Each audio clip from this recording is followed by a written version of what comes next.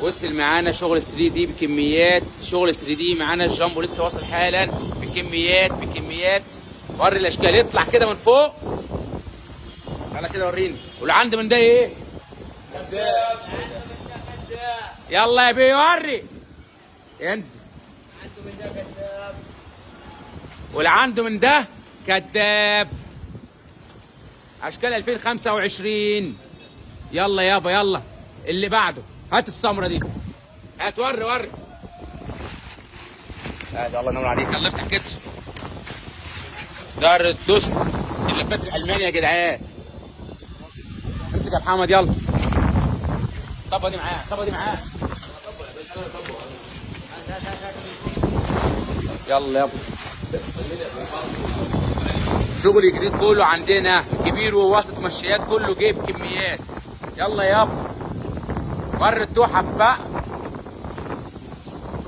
ولاي حجم منها كبير ووسط ومشايه، معلش الهوا بس ايه عاملها معانا.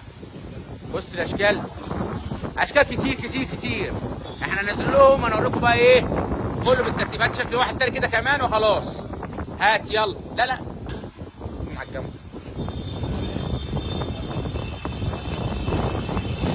عشان هو نفتح بشكل واحد. يلا وري يابا يلا. اشرح الخطوات.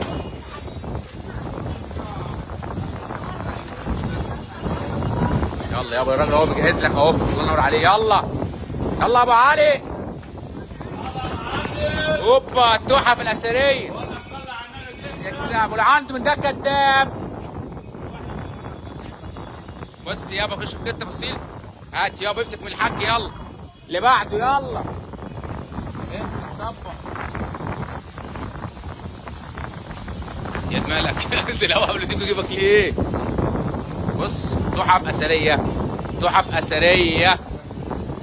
واستنوا بقى ما ينزل الشغل. هتنزل تاني؟ هات اخر واحده يلا عشان ننجز نفطر. شغل جديد معانا كله. وصل معانا بكميات وصل معانا.